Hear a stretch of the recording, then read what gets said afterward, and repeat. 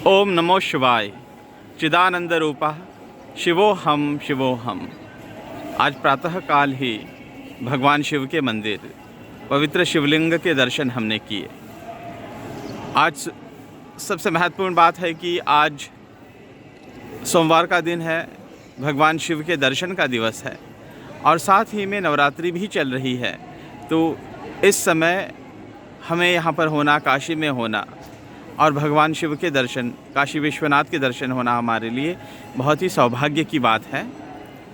और कल ही मैं मेरे एक मित्र के साथ बात कर रहा था और उनका कहना है कि इस नगरी में एक प्रकार की ऊर्जा है, एक प्रकार का उत्साह है, एक पवित्रता है और वह हम में संचर जाती है। पिछले 3 दिनों से हम सतत प्रवास कर रहे हैं। हमने अयोध्या के भी दर्शन किए और भगवान श्री राम के मंदिर का जो निर्माण हो रहा है उसके भी दर्शन हमने किए। तो ये सारा जो करते हुए बहुत भागदौड़ भी हो रही है, लेकिन जब भी हम इन पवित्र स्थलों पे आते हैं तो वह जो ऊर्जा है ये उत्फुल्लित होकर हम में बहने लगती है। वो सामान्य परिस्थितियों में वह होती नहीं है। तो मेरा उस बात पर विश्वास बैठा कि इस नगरी में, इन पवित्र स्थलों में एक प्रकार की अलग सी ऊर्जा है जो हम में संचर जाती है और हमें बहुत कुछ करने के लिए प्रेरित करती है। इसी के साथ में यह परिसर है, काशी है, यह काशी विश्वनाथ का जो मंदिर परिसर है, यह हमारी सांस्कृतिक चेतना का केंद्र बिंदु भी है। कई वर्षों से, कई हज़ारों वर्षों से हम सनातनी हिंदू इन पवित्र स्थानों की कल्पना करते रहते हैं और हमारे सांस्कृतिक अंतर्मन में, हमारे संस्कृति के महत्वपूर्ण, हमारे जो श्रद्धा है, आस्था है, उसके ये महत्वपूर्ण केंद्र है। यहाँ पर हर किसी को आना ही चाहिए। आने के पश्चात हमें पता चलेगा कि यह केवल उत्तर भारत के आस्था के क्षेत्र नहीं है, जैसा कुछ वामपंथी इतिहासकार या जिसको हम सेक्युलर इतिहासकार कहते हैं या विश्लेषक है जो कहते हैं, वैसा नहीं है। यह संपूर्ण भारत की चेतना के स्थान है, वह स्फूर्ति स्थान है, वह प्रेरणा स्थान है। और इस नगरी के बारे में, काशी के बारे में, यह पवित्र नगरी के बारे में कहा जाता है कि यह भूमि जो है भगवान शिव की भूमि है। भगवान शिव का वास जो है इस भूमि पे है। और हमने देखा सुबह ही कि यहाँ पर केवल उत्तर भारत के लोग नहीं, केवल उत्तर भारत के उपासक नहीं, बल्कि हमने देखा कि दक्षिण भारत के उपासक और साथ ही में दक्षिण भारत के पुजारी भी यहाँ पर बड़ी संख्या में उपस्थित रहते हैं, वे पूजा करवाते हैं। इसीलिए ये जो उत्तर, दक्षिण, पूर्व, पश्चिम, इस प्रकार का जो भेद है वह केवल हमारी पुस्तकों में है।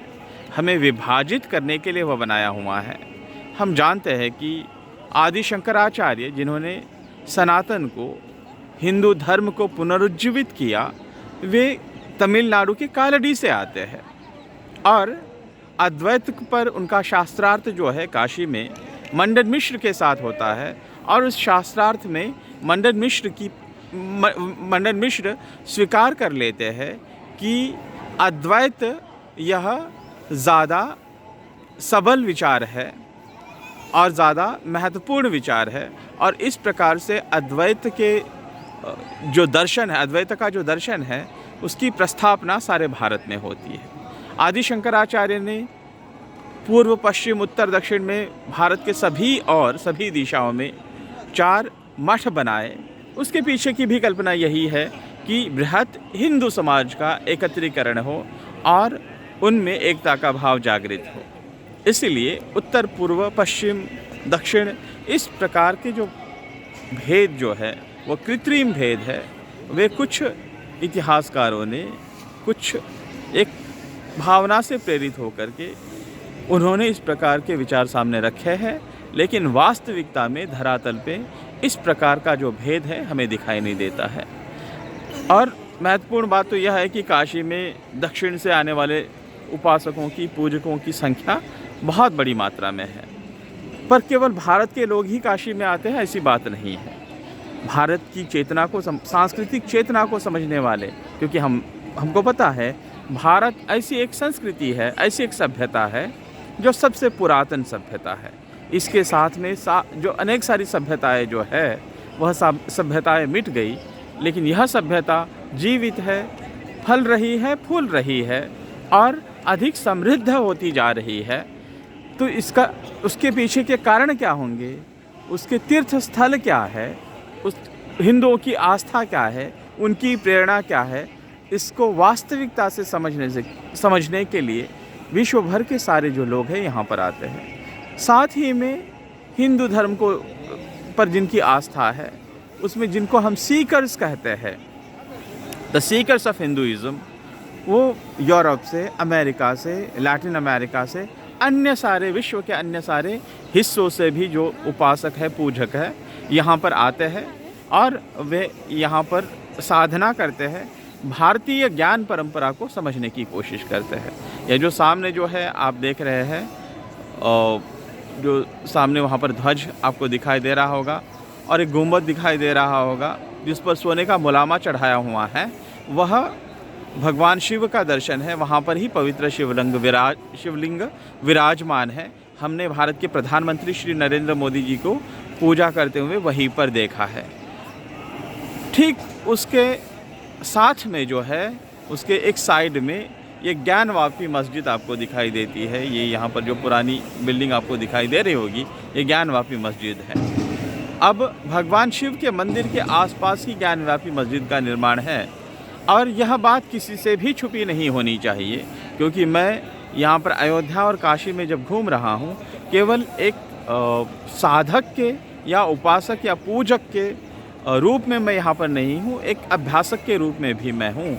तो मैंने ये सिर्फ किताबों से मैं समझ नहीं पा रहा हूँ, मैंने ये नहीं समझा है, बल्कि यहाँ पे हर मंदिर के परिसर के आसपास इतनी सारे मस्जिदें कैसी बनी, यह भाव जो है मेरे मन में आया। तो मैंने सोचा कि इस्लाम यह जो दर्शन है, वह दर्शन मानता है कि केवल वही एक रास्ता जो है सत्य रास्ता है, ईश्वर तक या अल्लाह तक पहुंचा सकता है। इसलिए सभी को इसी रास्ते से मार्गक्रमण करना चाहिए, सभी को इस्लाम के रास्ते पर जाना चाहिए।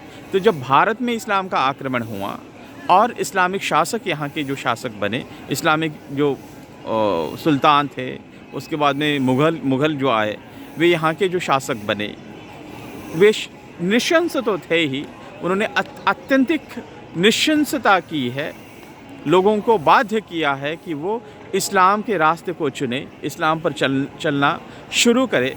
लेकिन भारत की इस भूमि में, भारत की इस मिट्टी में ऐसी कुछ ऊर्जा है, इन पवित्र स्थानों में ऐसी कुछ ऊर्जा है कि उनके लाख कोशिशों के बावजूद भी, उनके लाख प्रयासों के बावजूद भी भारतीय लोगों ने अपनी आस्था अत्यंत विपरीत परिस्थिति में बनाए रखी है। तो इसलिए वो मोहम्मद इकबाल, जिसके बारे में कहाँ जाना चाहिए या नहीं जाना चाहिए मुझे पता नहीं, उसने कहा है कि यूनान मिस्र रुमा सब मिट गए जहाँ से, कुछ बात है कि हस्ती मिटती नहीं हमारी।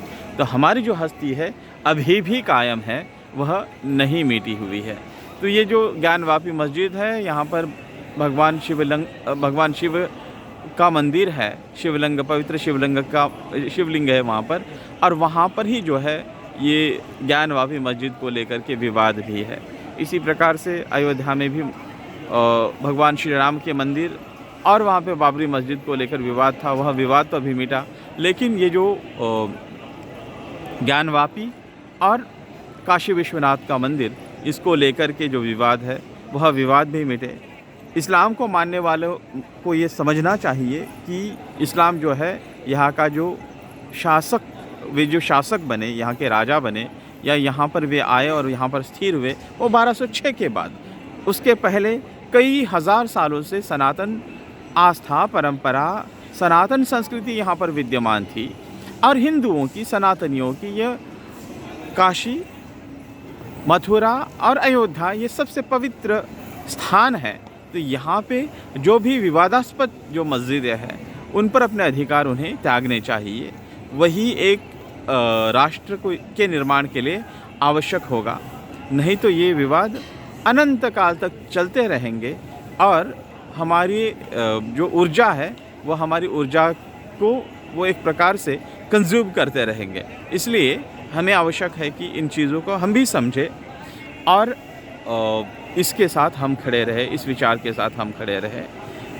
आज मैं यहाँ पर था, मैंने सोचा कि आज पवित्र शिवलिंग के दर्शन हुए, काशी विश्वनाथ के दर्शन हुए, काशी नगरी के दर्शन हुए, साथ में कल अयोध्या जी के भी दर्शन हुए, तो यह मेरे विचार जो मैं है आपके साथ साझा करूं।